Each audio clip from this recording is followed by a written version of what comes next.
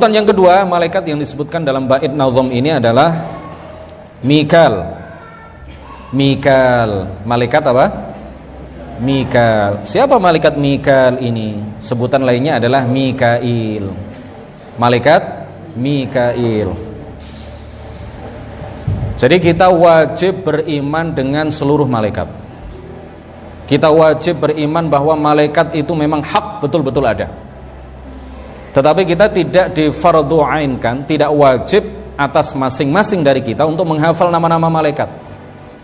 Menghafal nama-nama malaikat itu hukumnya adalah fardu kifayah. Ini menurut pendapat yang paling kuat. Ada sebagian ulama yang berpendapat bahwa wajib ain bagi kita, masing-masing dari kita wajib menghafal nama-nama malaikat.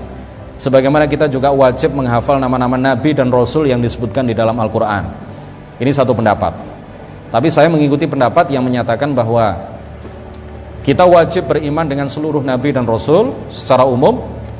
Adapun menghafal nama-nama nabi dan rasul, baik yang disebutkan di dalam Al-Quran ataupun yang disebutkan di dalam hadis dan tidak disebutkan di dalam Al-Quran, maka itu hukumnya adalah fardu kifayah.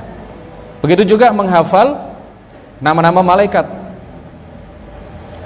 yang 10 yang biasa disebutkan oleh para ulama itu.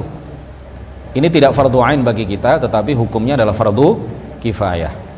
Artinya apa? Kalau sudah dihafal oleh sebagian umat Islam, maka gugur kewajiban itu dari sebagian yang lain. Tapi kalau kita hafal luar biasa bagus, karena fardu kifayah.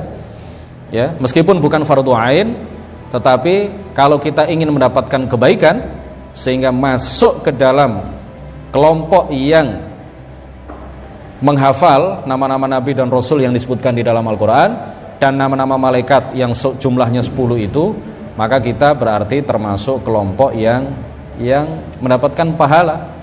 Ya, meskipun itu tidak fardu ain untuk kita lakukan. Fardu kifayah juga kalau kita lakukan adalah satu perbuatan yang mendatangkan pahala yang besar bagi kita. Yang kedua adalah malaikat Mikal atau malaikat Mikail, wa huwal malakul muwakkalu bil qatri ay al matari. Malaikat Mikail itu tugasnya adalah apa? Diserai tugas oleh Allah Subhanahu wa taala, diamanati tugas oleh Allah Subhanahu wa taala untuk urusan hujan. Urusan hujan. Jadi kalau hujan turun itu berarti itu tugas malaikat Mikail untuk menurunkan air hujan. Wan nabat, dan juga untuk urusan tumbuh-tumbuhan, pepohonan. Ya, pohon-pohon, tumbuh-tumbuhan. Itu kalau tumbuh itu yang ditugasi untuk menjadikan tumbuh itu siapa? Yang ditugasi oleh Allah untuk menjadikan tumbuh sebuah pohon, sebuah tumbuhan, itu siapa? Malaikat Mikail. Malaikat Mikail. Malaikat Mikail ini disebutkan di dalam Al-Quran. Allah Subhanahu wa ta'ala berfirman, "Man kana aduwwan lillahi wa malaikatihi wa rusulihi wa Jibril wa Mikala fa innallaha aduwwun lil kafirin." Barang siapa yang menjadi musuh Allah, musuh malaikat-malaikat Allah, musuh rasul-rasul Allah, musuh Jibril, musuh Mikail, fa innallaha aduwwun lil kafirin, maka sesungguhnya Allah Subhanahu wa taala adalah musuh bagi orang-orang kafir. Beberapa hari yang lalu kita memperingati hari apa? Asyura. Tanggal 10 Muharram. Hari apa waktu itu? Hari Sabtu. Ya, sekarang hari Selasa. Beberapa hari yang lalu kita memperingati hari Asyura, hari terbunuhnya Sayyiduna Al-Husain, cucu kesayangan baginda Rasulullah sallallahu alaihi wasallam. Hari yang Allah Subhanahu wa taala menerima taubat Nabi Adam, menyelamatkan Nuh dan kaumnya dari banjir bandang, menyembuhkan Ayub dari penyakit yang tidak menjijikkan itu, tetapi penyakit yang luar biasa. Selama 18 tahun beliau disembuhkan pada hari Asyura. Nah, ada kaitannya dengan malaikat Mikail. Berkaitan dengan Asyura, ada kaitannya dengan malaikat Mikail. Sayyiduna Al-Husain Pada tanggal 10 Muharram tahun 61 Hijriah, beliau dipenggal kepalanya, tidak dibunuh biasa, dikepung oleh 4.000 bala tentara musuh, ya, musuh Allah, musuh Rasul, musuh beliau, musuh para wali. Mereka ini adalah orang-orang yang zalim. Kemudian di tengah pengepungan itu kemudian beliau dibunuh. Tidak hanya beliau, tetapi pengikut beliau yang saat itu sekitar berjumlah 72 orang. Tidak hanya mereka yang mati, tetapi juga cicit baginda Rasulullah, anak Sayyidina Al-Husain yang baru berusia sekian yang masih balita, ya, masih balita. Beliau juga dibunuh. Ali Al-Asghar ini juga dibunuh. Nah, suatu ketika istadzana malakul qatri rabbahu an yazuran nabi sallallahu alaihi wasallam. Di dalam sebuah hadis yang diriwayatkan oleh sahabat Anas bin Malik radhiyallahu anhu, diceritakan bahwa suatu ketika malaikat Mikail, malakul qatri, artinya malaikat yang ditugasi oleh Allah Subhanahu wa taala mengenai urusan hujan, malaikat Mikail atau malaikat Mikal suatu ketika izin kepada Allah Subhanahu wa taala untuk mengunjungi Kanjeng Nabi baginda Rasulullah sallallahu alaihi wasallam. Fa'adzina lahu, lalu Allah memberikan izin kepada beliau untuk berkunjung kepada baginda Rasulullah. Wa kana fi yaumi Ummi Salamah. Pada saat itu Rasulullah di rumah Ummu Salamah. Jadi Rasulullah kan menggilir istri-istrinya. Pada hari di mana malaikat Mikail mengunjungi Rasulullah, saat itu Rasulullah berada pada giliran siapa? Ummu Salamah, salah seorang istri beliau.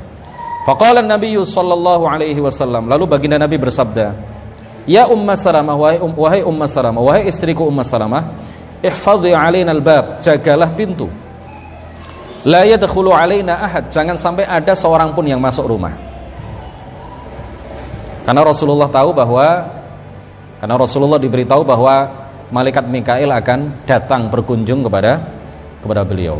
Qala, ya, periwayat hadis ini menceritakan, bainama hiya 'alal bab, ketika Ummu Salamah menjaga pintu, ijja al-Husain bin Ali, tiba-tiba datang Sayyiduna Al-Husain bin Ali bin Abi Thalib, cucu dari baginda Rasulullah sallallahu alaihi wasallam.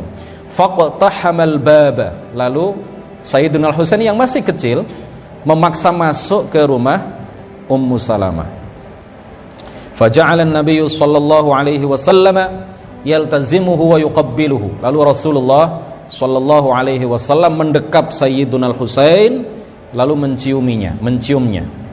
Faqala al-malaku, lalu malaikat Mikail berkata, "Atuhibbuhu? Apakah engkau wahai Muhammad mencintai Husain?" Qala, "Na'am." Baginda Rasulullah kemudian menjawab, "Ya, saya mencintainya." Qala, malaikat Mikail kemudian mengatakan, "Inna ummataka sataqtuluhu." Sesungguhnya umatmu sendiri akan membunuh Husain, akan membunuh cucumu. "In syi'ta araitukal makan alladhi taqtuluhu fi." Jika engkau mau, aku akan menunjukkan kepadamu, memperlihatkan kepadamu tanah tempat di mana Husain akan dibunuh oleh umatmu wahai Muhammad. Lalu Nabi Muhammad mengatakan, qala na'am, ya. Qala, periwayat hadis ini kemudian mengatakan, faqabada qabdatan minal makan alladhi qutila fihi fa'arahu faja'ahu bisahlatin aw turabin ahmar fa'akhadathu Ummu Salamah faja'alathu fi thawbiha. Lalu malaikat Mikail di tempat Ummu Salamah, di rumah Ummu Salamah, kemudian menjulurkan tangannya ke Karbala, ya, menjulurkan tangannya ke Irak. Pada waktu itu malaikat Mikail di mana? Di Madinah. Jarak antara Madinah dengan Irak dengan Karbala itu luar biasa jauh. Tapi malaikat itu kan dijadikan oleh Allah Subhanahu wa taala sebagai makhluk yang luar biasa. Malaikat Mikail di Madinah di rumah Ummu Salamah kemudian menjulurkan tangannya ke Karbala, ke tempat di mana Sayyiduna Al-Husain kelak pada tahun 61 Hijriah beliau akan dibunuh dan dipenggal kepalanya oleh orang-orang yang zalim. Kemudian malaikat Mikail mengambil segenggam tanah ya yang berada di Karbala di Irak, kemudian diperlihatkan kepada Rasulullah Shallallahu Alaihi Wasallam. Lalu Ummu Salamah mengambilnya dan memasukkannya ke dalam kantong di baju beliau.